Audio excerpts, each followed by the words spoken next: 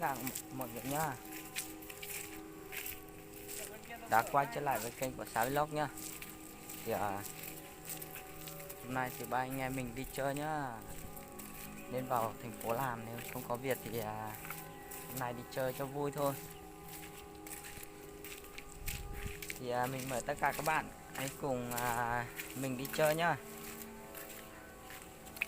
Ai ở Thái Nguyên thì đi chơi cùng nhá. Thái Nguyên đâu? Thái Nguyên đi chơi cùng đi. Người Thái Nguyên đi chơi cùng nhá. Người ở Hà Giang với lại ở Sơn La, Yên Bái nha. Ba người một tỉnh. mỗi người một thành phố nha, mỗi người một tỉnh nha. Từ trên online.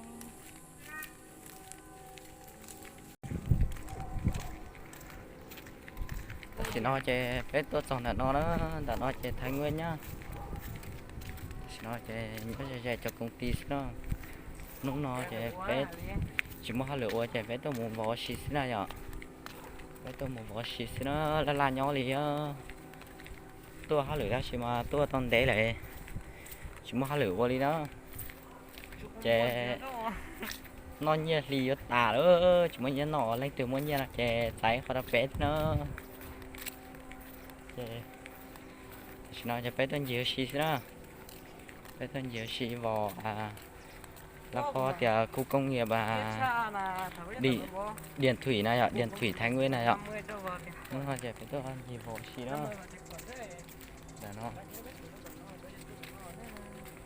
chúng ta trả nó chạy vào khu công nghiệp Điền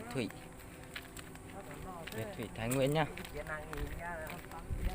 Các bạn ơi, hiện tại thì gần công ty ở Thái Nguyên rồi thì hôm nay bọn em không có việc làm thì đi chơi thôi nhá các bạn ơi. Hết tiền xài rồi thì không có gái đi chơi cùng rồi các bạn ơi. Đấy nhá.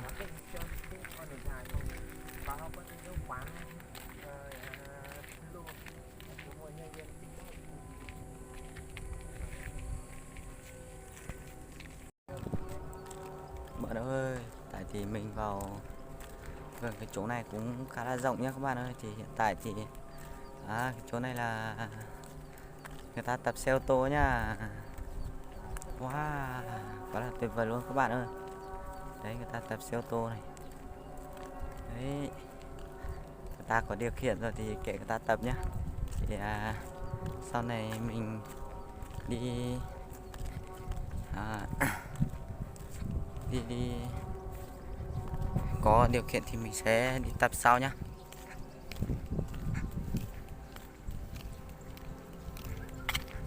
Đấy các bạn ơi, người ta thả diều nhá. Một này là một thả diều nhá các bạn ơi.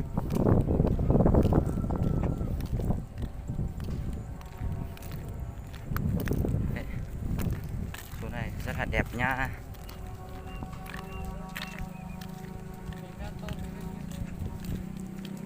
Ôi cái chỗ này đẹp quá các bạn ơi. Đấy, rồi cho cái lỗ nó thả diều nó này họ thả diều nhá, nhiều thật các bạn ơi. Ta chỉ nó che cho con ngân nô sách gió chỉ bỏ có lý đi chơi nhá các bạn ơi. Đây rồi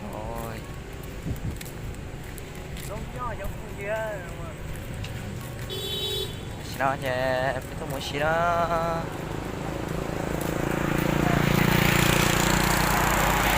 là nhớ xa vì nó để tôi muốn xí rồi ha.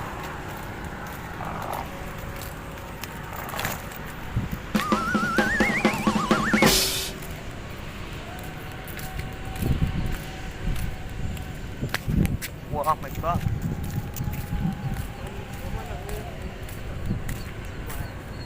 Nó trên hoa lưu xưa chỉ bao khác nhau trong anh từ ly.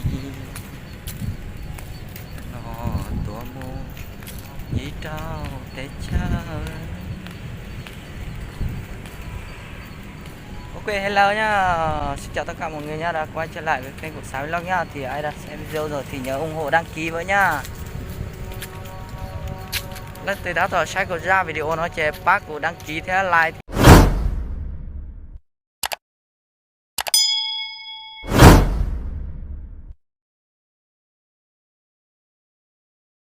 Chia sẻ đó của thế nào chế của ra video chế là sau lên nó sẽ nó vô cho đó xuống lên số tụ này rồi. Bye bye.